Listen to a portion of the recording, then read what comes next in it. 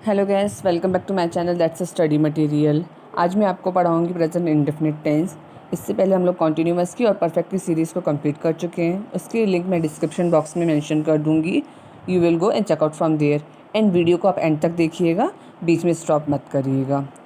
Present indefinite tense, let start. Present indefinite tense के वाक्यों में काम का होना या करना पाया जाता है। इट मीन्स प्रेजेंट इंडेफिनिट के जो भी वाक्य होते हैं उनमें काम हो रहा होता है या किया जाता है। पहचान, इन वाक्यों के अंत में ता है, ती है, ते है आदि शब्द पाए जाते हैं। ओके, अब हम लोग देखेंगे अफर्मेटिव सेंटेंस। अफर्मेटिव सेंटेंस का रूल नंबर 1 है subject plus singular number plus third person plus first form of verb plus S या E S plus object. Okay, किसी भी नाउन सब्जेक्ट को थर्ड पर्सन समझना चाहिए। अब इस बात को आप ध्यान से समझिए, ये क्या बोल रहे हैं। रूल नंबर 1 ये है कि अगर हमारा सब्जेक्ट सिंगुलर नंबर है और थर्ड पर्सन है तो उसके साथ वर्ब का फर्स्ट फॉर्म लगेगा और वर्ब में एस या ई एस लगेगा, और किसी भी नाउन सब्जेक्ट को थर्ड पर्सन ही समझना चाहिए। अब कुछ एग्जांपल्स के थ्रू हम लोग सारी चीज़ों को क्लियर करते हैं। सीता एक मधुर गाना गाती है। सीता हमारा सिंगुलर नंबर है और थर्ड पर्सन है। Sita sings a sweet song, तो वर्ब में एस लग गया। वह स्कूल जाता है। ही हमारा सिंगुलर नंबर और थर्ड पर्सन है। ही गोज़ टू स्कूल, गो में ई एस लग के वो गोस बन गया। ये था हमारा रूल नंबर 1। अब हम लोग पढ़ेंगे रूल नंबर 2। रूल नंबर 2 है subject plural number plus first form of verb plus object. इसका मतलब ये हुआ कि अगर हमारा जो सब्जेक्ट है वो प्लूरल नंबर में है तो वर्ब की फर्स्ट फॉर्म के साथ एस या ई एस नहीं लगेगा, डायरेक्ट उसके बाद ऑब्जेक्ट आ जाएगा। प्लूरल नंबर में सब्जेक्ट होने पर भी प्लूरल होगा, अर्थात वर्ब में एस या ई एस नहीं लगेगा। ओके, अब इसके कुछ एग्जाम्पल देखते हैं हम लोग। वे अपना पाठ याद करते हैं। वे का हो जाएगा दे अपने आप में एक प्लूरल नंबर है। जब अगर हमारा सब्जेक्ट प्लूरल है तो हमारा वर्ब सिंगुलर ही रहेगा, तो लर्न यहाँ पे हमारा वर्ब हो जाएगा और ये सिंगुलर में रहेगा। They learn their lesson. हम हॉकी खेलते हैं। We play hockey. वी का मतलब हम। ओके, तो यहाँ पे हम प्लूरल फॉर्म में आ गया, तो और प्ले हमारा जो हमारा वर्ब था वो हमारा सिंगुलर ही रहेगा। एक छोटी सी चीज़ है बट बहुत इंपॉर्टेंट चीज़ है। अगर ये चीज़ आपके माइंड में आ गई तो आपको कभी भी कन्फ्यूज़न क्रिएट नहीं होगा, और वो ये चीज़ है, अगर हमारा सब्जेक्ट सिंगुलर है तो हमारा वर्ब प्लूरल हो जाएगा, और अगर हमारा सब्जेक्ट प्लूरल है तो वर्ब सिंगुलर हो जाएगा।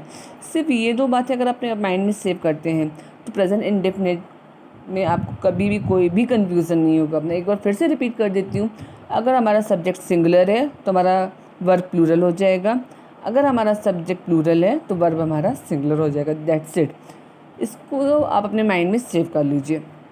अब हम लोग देखेंगे नेगेटिव सेंटेंस। नेगेटिव सेंटेंस का रूल नंबर 1 है इनमें एक वचन कर्ता के साथ वर्ब के फर्स्ट फॉर्म से पहले डज नॉट का प्रयोग होगा।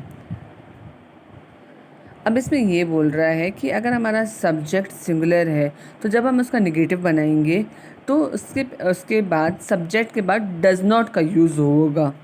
इसका एग्जांपल देखेंगे अब हम। वह एक पत्र नहीं लिखता है। वह सिंगुलर हो गया। अब जब हम इसका नेगेटिव बना रहे हैं तो डज नॉट का यूज़ कर रहे हैं। He does not write a letter.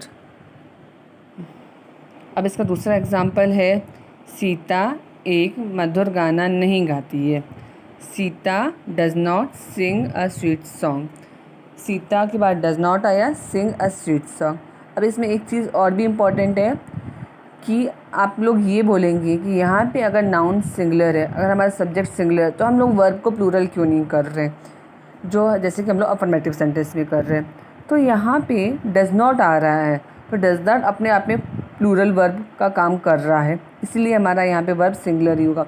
और एक दूसरी इंपॉर्टेंट चीज़ है कि एक सेंटेंस में एक ही फॉर्मूला वर्क करता है, एक सेंटेंस में दो फॉर्मूले वर्क नहीं करते हैं। ओके, अब हम लोग देखेंगे रूल नंबर 2। बहुवचन कर्ता तथा आई वी यू दे के साथ डू नॉट का प्रयोग करेंगे। यहाँ पे ये बोल रहा है कि अगर हमारा सब्जेक्ट प्लूरल है और आई वी यू है तो उसके साथ हम लोग डू नॉट का यूज़ करेंगे। सब्जेक्ट, अब इसका फॉर्मूला देख रहे हैं हम लोग, subject plural number and I we you they plus do not plus verb का फर्स्ट फॉर्म। अब इसका एग्जाम्पल है, मैं अपना पाठ याद नहीं करता हूँ। I do not learn my lesson. I यहाँ पे सिंगुलर है, तभी भी यहाँ पे हम लोग डू नॉट का यूज़ करेंगे।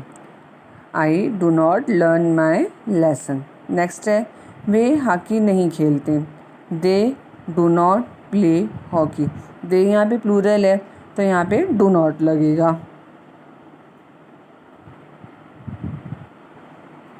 अब हम लोग नेक्स्ट रूल देखते हैं। अगर वाक्य के अंत में कभी नहीं हो तो वर्ब से पहले नेवर लगाते हैं, डू या डज नहीं लगाते। अगर ऐसा सेंटेंस आ जाता है जिसमें कभी नहीं वर्ड आ रहा है तो उसका जब हम लोग नेगेटिव फॉर्म बनाते हैं तो डू या डज का यूज़ नहीं करते, हम लोग उसमें नेवर लगाते हैं। फॉर एग्ज़ाम्पल वह कभी झूठ नहीं बोलता, तो यहाँ पे कभी वर्ड आ गया तो ही नेवर टेल्स अ लाई। अब हम लोग देखेंगे interrogative sentence.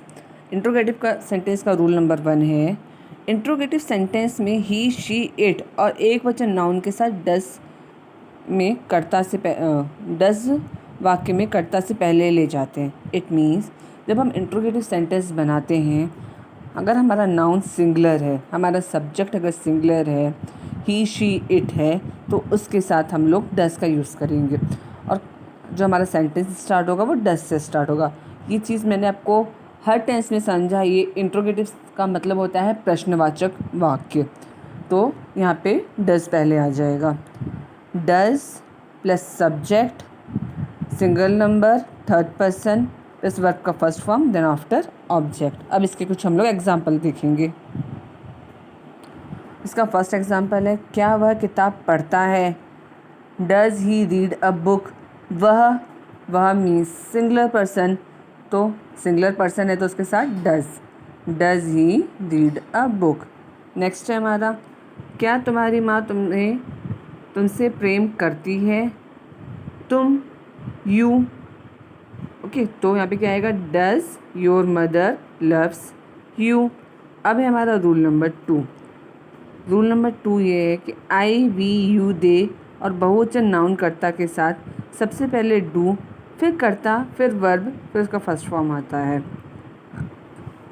Do plus subject and I we you they plus verb का first form then after object. अब यहाँ पे एक बहुत इम्पॉर्टेंट चीज़ है, आई और यू दोनों ही सिंगल है, पर इनके साथ हम लोग डज नहीं यूज़ करेंगे, इनके साथ हम लोग डू का यूज़ करेंगे इंट्रोगेटिव सेंटेंसेस में। Do plus subject plus plural number and I we you they plus verb का फर्स्ट फॉर्म प्लस ऑब्जेक्ट।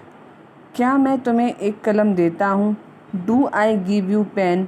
बच्चे यहीं भी कंफ्यूज होते हैं, बच्चे यहाँ पे इसलिए कंफ्यूज होते हैं कि आई और यू सिंगुलर है तो यहाँ पे डज क्यों नहीं यूज़ हो रहा है, जब अनदर सिंगुलर में डज यूज़ हो रहा है। तो सो डोंट बी वरीड, थोड़ी सी प्रैक्टिस की नीड है। अगर आप कंटिन्यू प्रैक्टिस करेंगे चीज़ें ऑटोमेटिकली आपको समझ में आती जाएंगी, माइंड में सेव होती जाएंगी। चीज़ों को रिपीटेशन की नीड है, रिविज़न की नीड है। टेंसेस ऐसी चीज़ है, आप जितना रिवीजन करोगे उतना आपको बनेंगे, ऑटोमेटिकली माइंड में सेव होंगे। अगर आप सिर्फ फॉर्मूले को रटते जाएंगे तो आप चीज़ों को भूलते जाएंगे। अगर आप रूल वाइज पढ़ेंगे तो आपको चीज़ें ऑटोमेटिकली याद हो जाएंगी। इस वीडियो को कब 2-3 बार देखेंगे तो सारी चीज़ें आपके माइंड में एकदम से क्लियर हो जाएंगी कि कौन सी चीज़ कब कहाँ और क्यों आ रही थी। So continue watching, don't stop watching and please like, share and subscribe my channel. We will meet you in next video. Bye. Take care.